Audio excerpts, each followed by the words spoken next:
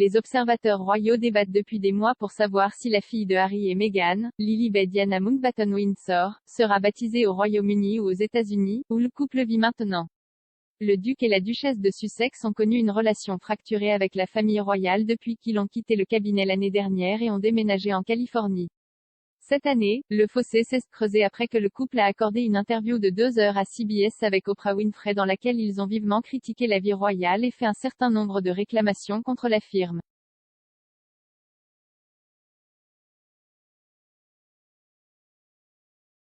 Depuis l'interview révélatrice, Harry a parlé de sa relation avec les membres de sa famille dans le documentaire Apple TV+ The Miyuki, tandis que son annonce de mémoire aurait également contribué à des tensions avec la famille royale.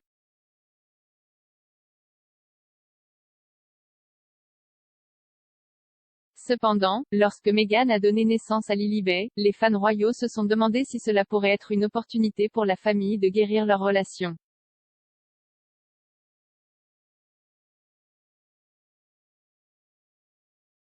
La reine aurait été « ravie » de la nouvelle de sa naissance et a sans aucun doute hâte de rencontrer son arrière-petite-fille en personne.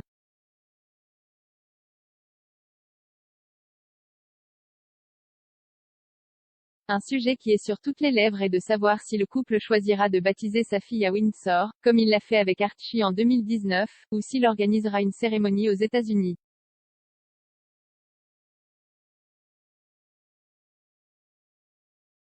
Bien qu'il s'agisse d'un nouveau dilemme pour le couple, le baptême des Archie n'a pas été sans drame lui-même.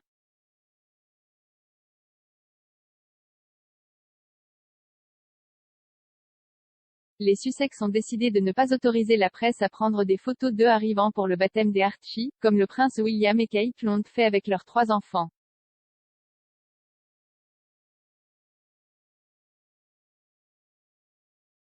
Au lieu de cela, ils ont publié leurs propres photos en noir et blanc du bébé dans sa robe de baptême.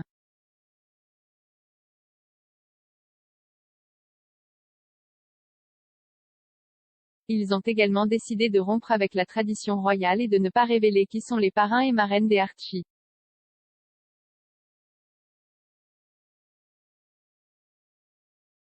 Pod Save the Queen est hébergé par Zoé Forcey et présente le rédacteur royal du Daily Mirror, Monsieur Myers.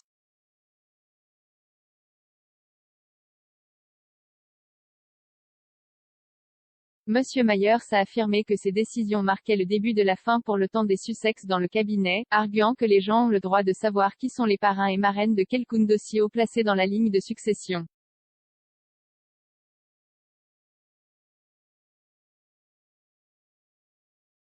Il a déclaré, ce sera très intéressant de voir, si c'est aux États-Unis, s'il y a des images qui émergent aux États-Unis, si vous apprenez qui sont ses parrains et marraines.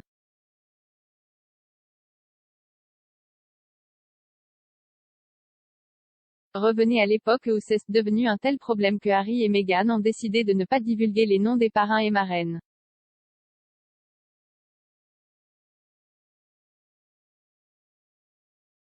Et encore une fois, il y a eu un grand débat pour savoir si cela importait ou non.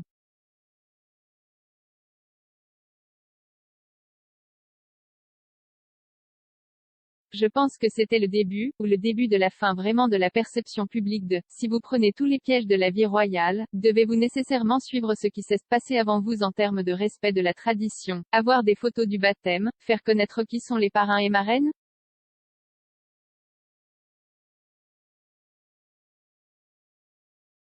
Les gens devraient-ils savoir qui sont les parrains et marraines et la boussole morale de quelqu'un qui est en ligne avec le trône?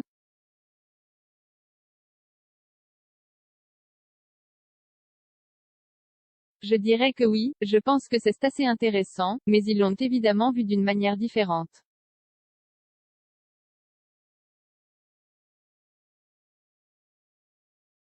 6 mois après le baptême des Archie en juillet 2019, Harry et Meghan ont finalement révélé l'identité des mystérieux parrains et marraines du bébé royal.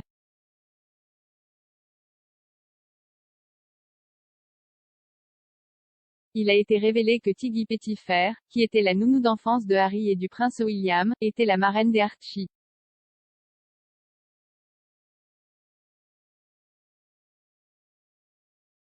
Les parrains des Archie sont Mark Dyer, qui travaillait auparavant pour le prince Charles, et Charlie Van Strobenzee, qui est un ami proche de Harry.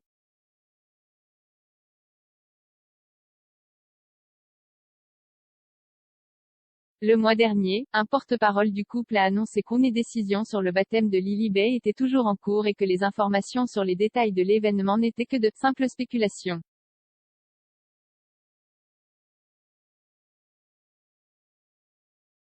Monsieur Myers a cependant affirmé qu'il n'avait pas pris la déclaration pour argent comptant, et pensait qu'il était possible que le couple puisse annoncer que le baptême de Lilibet avait déjà eu lieu.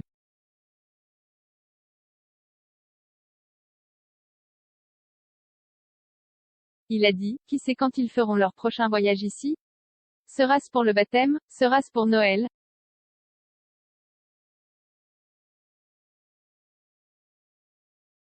Je ne pense pas que ce sera cette année. Encore une fois, tout peut arriver.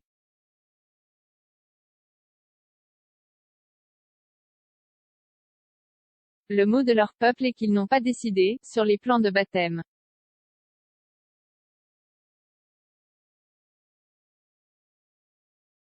Je ne sais pas si je prends nécessairement cela pour argent comptant.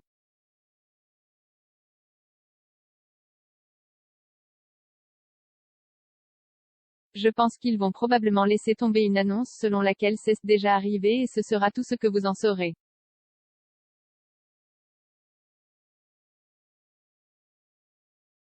Le duc de Sussex n'est retourné au Royaume-Uni que 2 fois depuis son déménagement en Californie, pour les funérailles de son grand-père, le prince Philippe, en avril, et pour dévoiler une statue de sa défunte mère, la princesse Diana, en juillet.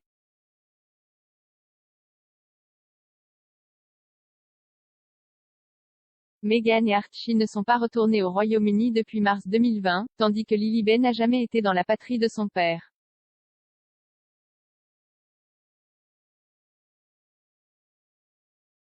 Pour vous abonner à Pod Save the Queen, rendez-vous sur votre fournisseur de podcast habituel.